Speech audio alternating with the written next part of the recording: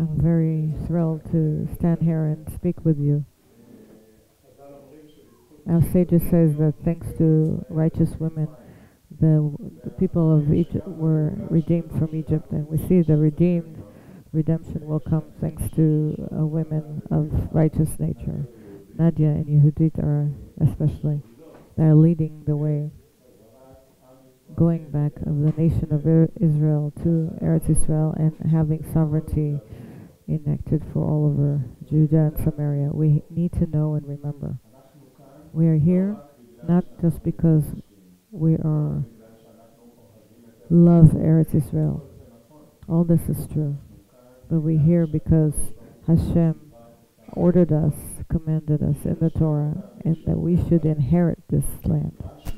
Rashi says, if you are going to be inheriting the land, if you have sovereignty on Eretz Israel, you'll be able to sit with it, in it.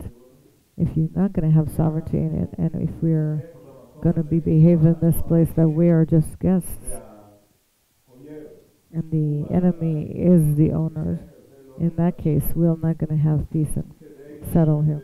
In order to settle in Eretz Israel, we must have sovereignty. Who's enacting sovereignty? Me? You? The government. We have a state, thank God. The nation of Israel came back after 2,000 years. The state of Israel is able and should, according to Torah, to enact sovereignty and have sovereignty in Judea and Samaria and in Eretz Israel completely. One of the curses in the Torah, Moshe Rabbeinu says, is a generation that is very, very twisty and very stubborn. You're not listening to Hashem. But we know that Hashem also blesses us, that He will change the curses into blessings. So in every curse, we have to check and see where we can make it into a blessing. The curse is that we're very stubborn. How can we use the stubbornness in good way? We were stubborn for 40 years that Jerusalem is our capital of the state of Israel. More than 40 years, actually. We were stubborn, and everybody said around us, you're stubborn for no reason, it's not going to happen. Europe is not willing, and the United States is ignoring us, but we were very stubborn, and a very generation is stubborn and very twisty. We're stubborn. The world is getting straight. If you're straight, the world will go straight with you. The head of the biggest nation in the world says that Jerusalem is our capital of Israel. We knew this way before he said that, but the world slowly gaining in line. And if we remember all the time ourselves, the Eretz Israel is ours, and it's not of the Arab enemy, and it's the state of Israel has to have sovereignty here in this land. The world will straighten too. United States straighten, Europe will straighten. We don't have to wait for them. We came back here in order to be a nation that has a spine, that's willing to state that he came back to Israel because Hashem said so. We know that the relationship to Eretz Israel can be in different ways. I want to make you understand in a Hasidic idiom. It's a story, a little bit funny, but I think it's very connected to this issue. Rabbi Zusha and Rabbi Elimech, there were two brothers, went from their house to a very far away place. And on the way, they stayed with a non-Jew, a goy, that had a store and had also a barn with some cows. And he asked him to sleep in the area, and they slept there. And he gave them one little area to sleep on. And Rabbi Zusha and Rabbi Elimech, the brothers, are sleeping on one little area, wooden area. And Rabbi Zusha says to Rabbi Elimech, my brother, maybe we'll get off this particular bench, go on the ground, roll a bit for the honor of Hashem. That's what they said. Let's roll over the land and for the honor of Hashem. And Rabbi Elimelech says to Rabbi Zusha, well, what is it to roll on the floor for Hashem? I want to go to sleep so I have energy tomorrow. Rabbi Zusha says to Rabbi Elimelech, if you're not rolling, I'm rolling. He says this, falls off the bench, rolls off, and he says, Hashem, how much I love you. The non-Jew hears something fell in the cow barn, and he comes in and sees Rabbi Elimelech and Rabbi Zusha is rolling on the floor, and the other one is sleeping. What the non-Jew says, Rabbi Elimelech kicked Rabbi Zusha because he wanted to have area, and he comes to him and he says, aren't you ashamed to push your brother? And he pushes him off, and he falls down on the floor also. So Rabbi Elimelech lies next to Rabbi Zusha, and Rabbi Zusha says, no, Rabbi Elimelech, my brother, wasn't it worth it to roll for the honor of Hashem on your own? If we're not rolling on the floor, on the earth, Hashem will makes us fall. If we're not, we'll connect to this earth and we'll have sovereignty out of our own choice when it's good. God forbid, it's going to be for a reason that is hard and difficult. The redemption will come, and it's coming. And the choice is ours, either from simcha, happiness, or from belief, or it will come out of necessity. In the Shira, in the song of the parting of the sea of reeds, Moshe says, you'll come and you will plant them in our mountain of choice. You'll bring the Israelites to Eretz Israel, and you will plant them. What Tita Emo means, plant them. You'll bring us to Eretz Israel, I understand, but what it is to plant us in Eretz Israel? To bring us is also already happening. We're already here. And all the different settlements in Netanya, all the Judea and Samaria in the south, we're here. But we didn't do Tita'emo, which means plant us, which means to put roots very deep in the ground.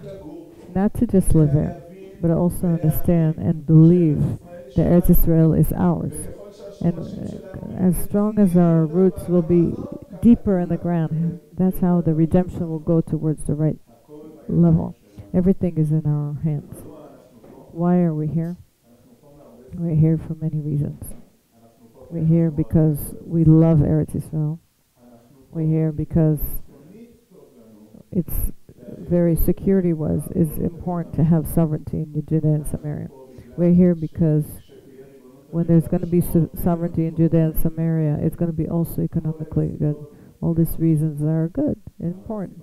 But the main reason is because it's very normal. How can we not have sovereignty on Eretz Israel? It's like we say, somebody will ask you, why do you love your kids? Oh, because they're going to take care of me when I'm old. Yeah, maybe. Because I like them. They're sweet or nice. But what's the real clear reason? Because how can I not love them? They're my children. The same way about Israel, Eretz Israel. That's what we get from it. Not that it's good security-wise or economically, or it's good. It's good.